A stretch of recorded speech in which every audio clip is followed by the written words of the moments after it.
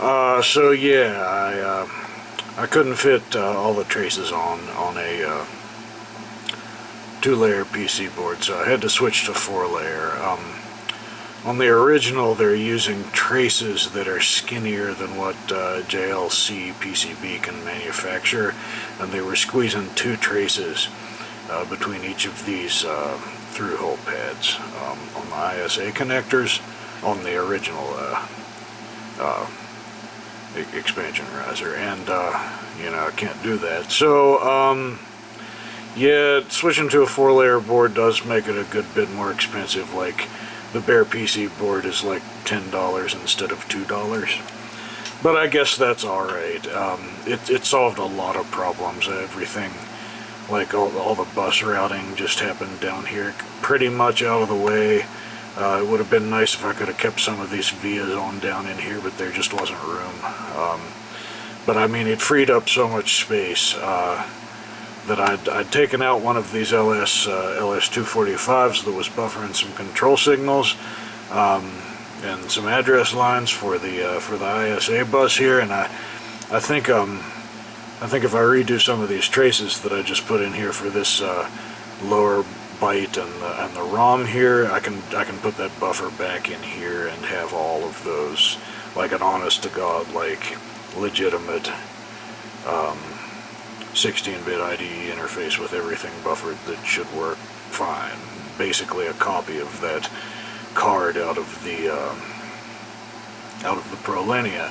And here I've got a through-hole 22V10 to do all the address decoding and also to invert the reset line.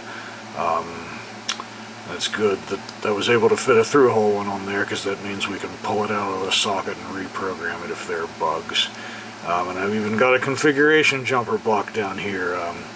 You can choose to apply power via pin 20 for running a compact flash adapter without a Molex power connector, which would be very useful in the Model 25. You can select whether it'll act as the primary or secondary IDE interface. I mean, the I/O port wise, I think it switches between 170 and 1F0, and you can switch it between IRQ 14 and 15. I don't think that the XT IDE BIOS supports interrupts right now. Maybe it does on AT controllers, I can't hardly remember, but in any case it's there in case we need it. And the ROM's a 28256 in system programmable, of course, and that'll leave plenty of room for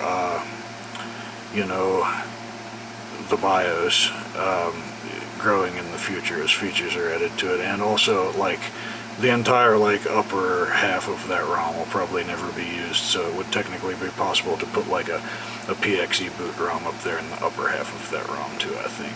So that would be kind of useful maybe sometime for somebody, like if you had a network card without a boot ROM slot on it or something. But yeah, I haven't finished routing all of the traces, but I don't think there will be any trouble getting everything to fit now.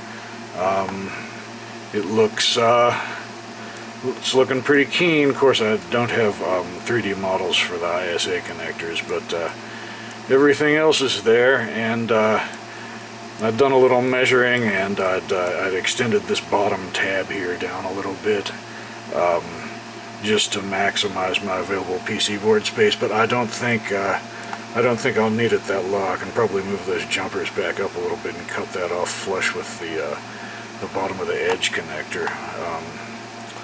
There's plenty of room. That still leaves like 1/8 of an inch between the bottom of the board and the top of the first chip on the motherboard, according to my vernier caliper anyway. So yeah, that's how things are going. Happy Thanksgiving, everybody. So yeah, I'll talk to you next time. Take it easy.